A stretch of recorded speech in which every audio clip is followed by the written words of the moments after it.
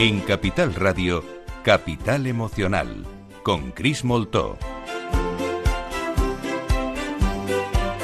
Ahora sí, bienvenidos a Capital Emocional, una semana más con vosotros y con la reflexión que nuestro libro de cabecera, Las 365 reflexiones de lo realmente importante en nuestra vida, nos ha traído hoy, como ha sido luces y sombras. Y pensando en nuestra conversación de hoy, así como en el invitado que tenemos para ella gracias a la editorial Colima, lo que vamos a hacer es hablar de Luz Azul, la naturaleza submarina del ser humano, con Ulises Villanueva. Y antes de pasar a conversar con él, lo que sí que voy a hacer es presentaros, pues quién es, para que sepáis un poquito más acerca de él. Deciros rápidamente que él es periodista, profesor de yoga, tai chi y meditación. Durante 25 años ha enseñado en prestigiosos centros deportivos y actualmente imparte clases en los gimnasios GoFit.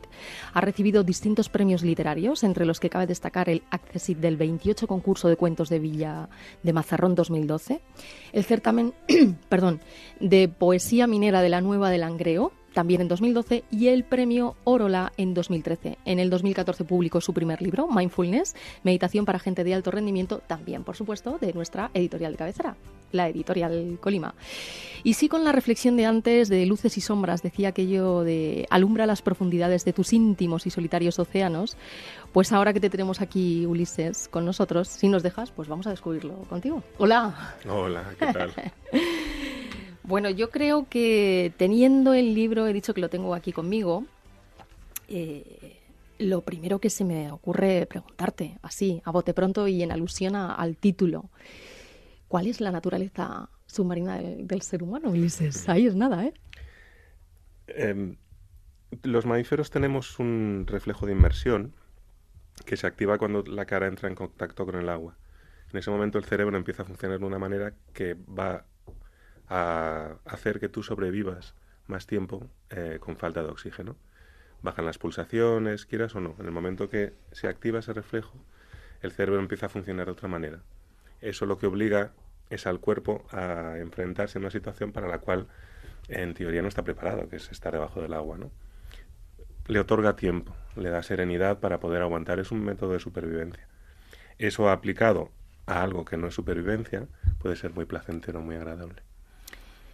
Con lo que acabas de decir, ¿cuáles serían un poco, porque para que nuestros oyentes se hagan una idea, lo que vamos a hacer hoy concretamente es hablar de apnea contigo y de buceo a pulmón libre, ¿cierto?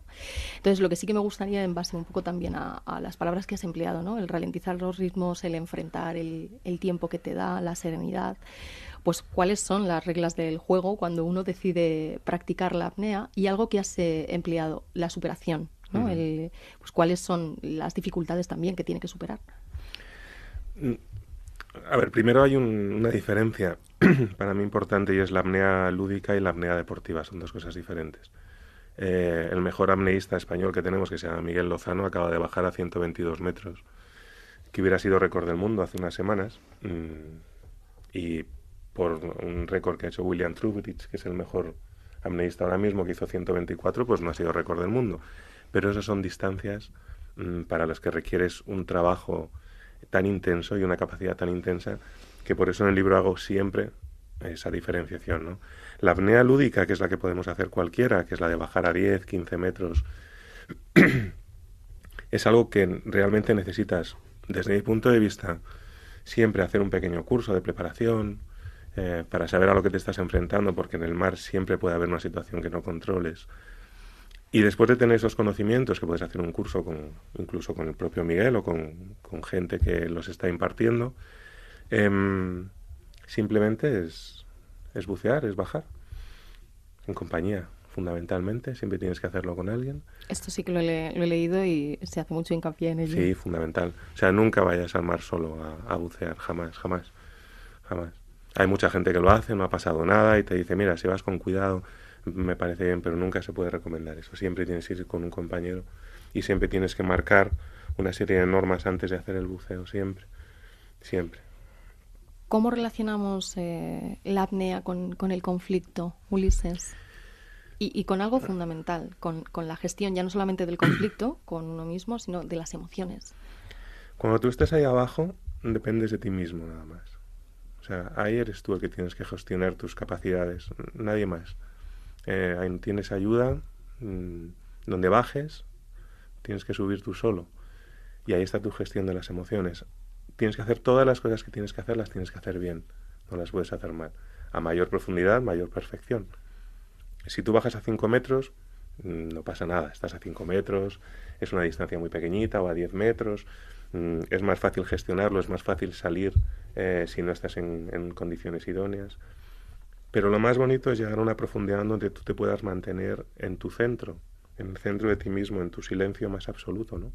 Y ahí es donde descubres respuestas que a veces fuera no escuchas. Ahí te escuchas, decía Pellicciari, que era un apneísta muy importante, lo sigue siendo, pero ya está retirado, italiano, que quien bucea con botella baja para ver lo que hay alrededor.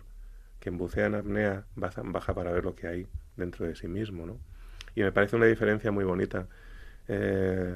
Uno se conoce a través del silencio, a través de la inmensidad en la que está, ¿no? Y nosotros nos reflejamos en las cosas que nos rodean, queramos o no. Somos en los demás, además de nosotros mismos. Pero cuando tú estás en un lugar donde lo que ves alrededor es espacio, silencio y belleza, eso es un conocimiento que tienes que aprovechar, ¿no? Has utilizado la frase de mayor profundidad, mayor perfección, con lo cual el riesgo es mucho mayor también ahí, ¿no? Porque el error no tiene mucha cabida ahí por las consecuencias naturales que tiene para con nosotros. Y justo por ello pues me gustaría saber exactamente lo mismo. ¿Cómo controlamos el miedo en una situación así en la que descendemos? A través de la respiración. Es decir, tú cuando vas a bucear, vas a descender, primero tienes que tener un rato bastante largo de respirar, de conectar, de relajar. Nadie se mete a bucear de primeras. Primero, si ves a los apneístas profesionales, se toman mucho tiempo tumbados boca arriba, respirando tranquilamente, bajando las pulsaciones, relajando al máximo posible, porque el órgano que más oxígeno consume es el cerebro. Cuanto más miedo, más oxígeno vas a consumir, y ellos no se lo pueden permitir porque es la diferencia entre 2 metros más o 2 metros menos, o 1, ¿no? Y eso es una diferencia a distancias o a profundidades largas muy importante. Entonces el miedo se empieza a gestionar desde arriba, respirando tranquilamente, conectando con tu centro y tratando de percibir las cosas como lo que son en cada momento. ¿Sabes? Tú eres tú, estés donde estés. Respiras, te relajas, tu sangre empieza a fluir de una manera más tranquila, tu musculatura no pone trabas, no pone fronteras, y en un momento determinado te sumerges hasta donde crees que te puedes sumergir. Ahí no puedes competir, me refiero a la apnea lúdica, siempre. Ahí no puedes competir contra ti mismo. Desciendes hasta donde estés a gusto y ahí te quedas. Flotas. Pues, así me he quedado.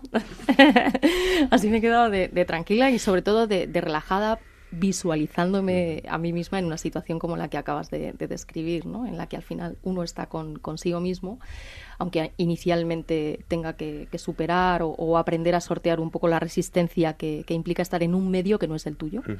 Entonces, lo que sí que me gustaría es para todas aquellas personas que se quieran iniciar en la apnea lúdica, ahora que nos has hecho tú la diferencia entre la lúdica y la deportista, pues ¿qué 3 cosas destacarías como beneficiosas para nuestra mirada hacia adentro? ¿Por qué no? Bueno, yo creo que lo has dicho tú.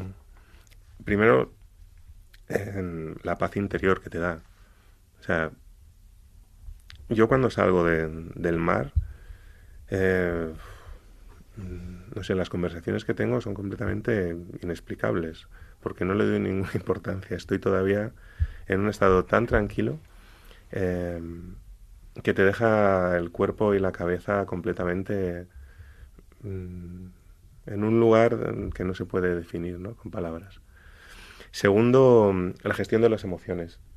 Es cierto que te ayuda luego a gestionar conflictos y problemas que tienes en la vida diaria, porque ahí abajo las tienes que gestionar de una manera personal, individual, y es un reflejo de lo que luego tienes en el exterior, ¿no? Y en tercer lugar, te enseña a valorar las cosas más pequeñas de este mundo, las cosas más mínimas, como ver un pececillo cuando estás ahí abajo sin respirar, que pasa por tu lado y él es el mundo entero, ¿no? Luego fuera de ahí, eso lo puedes reflejar en cada cosa con la que te cruzas, un vaso de agua, una puerta que se abre. a veces ves en ese reflejo cosas tan poéticas y tan bonitas que vas por el mundo admirando todo lo que te rodea. Bueno, pues con esa paz, con esa gestión y con ese valor que tenemos que darles a las cosas, vamos a ver qué va a suceder en nuestra siguiente sección.